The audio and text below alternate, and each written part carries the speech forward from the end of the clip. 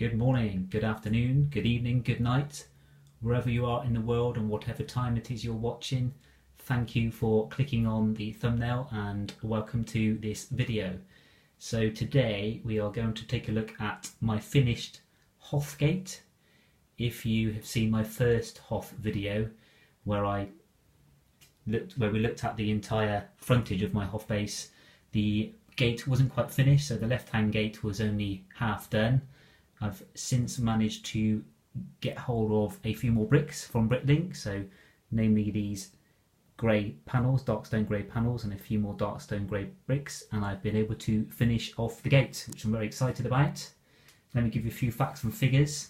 So the gate is 36 bricks tall, it's 4 studs wide, or 2 bricks wide, and it is 80 studs long, so it's a fairly hefty gate.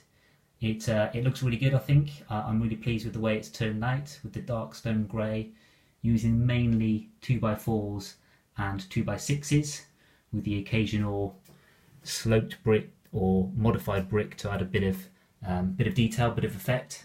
And I'm really pleased with the way it moves. I'm going to show you it working. In fact, Lego Maniac, you left me a really good comment on my first video and said how much you were looking forward to seeing it move and collapse together, so we'll take a look at that. The reason why I made this so big is because the Hoth base is going to be a good home for my UCS Millennium Falcon, which is just there waiting to be housed, and the gate is just wide enough for the Falcon to fit through, so only a crazy pilot like Han Solo might attempt such a thing, but it will actually fit through the gate with a bit of careful flying. So here we go with a look at how it opens and closes. Hopefully you can see that. I've set the camera up right. There we go. I think I mentioned last time how much I like the sound. So it sounds very mechanical as we move it along. It's on wheels, and I'll show you a bit more detail about that in a second. But here we go with the closure. Nice. So I'm calling this the female side of the gate, and this the male side of the gate. I'm sure you guys will know why that's the case. The she is approximately 250 pieces and he is approximately 350 pieces, so about 600 bricks all in, even taking into account the panels I've used here. Originally I didn't plan to use the panels, but I soon realised that the amount of bricks I would needed to have filled it up entirely was pretty vast, and it became a bit silly, and I probably couldn't have afforded to do it.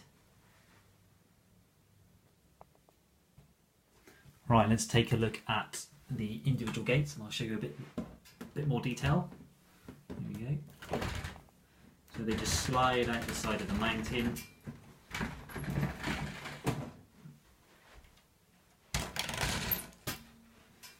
Okay. And you can see it's basically a bunch of bricks I should say, on wheels. So I'll probably change the tan plates at the bottom for dark stone grey just in case any of them show, which I don't think they will show because I've put snow effect at the bottom to hide any of that. Maybe there's a tiny little gap there actually for that one, so I could change that one out. But yeah, so this is the male side of the gate, and a bit like before, I haven't done anything with the back yet. I have no idea what I'm going to do with the back, but I will do something to make sure it looks good from the inside of the base. But that will be probably as part of the finishing touches once the overall MOC is done. So this whole entrance and gate will move forward to the front of my tables, which will then give me the space to build back down into the back wall there. And my next video is likely to be a time lapse of building the mountain at the back that the command center in my last video will sit on, so I'm quite looking forward to doing that. There's one more thing on this video I wanted to show you. Here we go. So I said in my first video that I love having the ATAT walker next to the entrance to the base because it looks really cool, but in terms of scale it doesn't work with the Millennium Falcon well enough. It's too small compared to the Falcon, which is huge, so I said I was going to swap it out for a UCS Scout Walker. Now, I don't have a Lego UCS Scout Walker, but I did find recently my original Scout Walker toy, or ATST, that some people might call them, from many hundreds of years ago, probably the 80s, I think, actually. And that is roughly the same size as the UCS Lego version. I think the Lego version may be slightly higher, but I can probably modify it. But that is the perfect size for what I wanted to achieve with the look. And I think that works quite well with the Falcon. So that's a quick visual there. And really, I just wanted to show off that I found my original toy from when I was a little boy. Many hours of good playtime with that.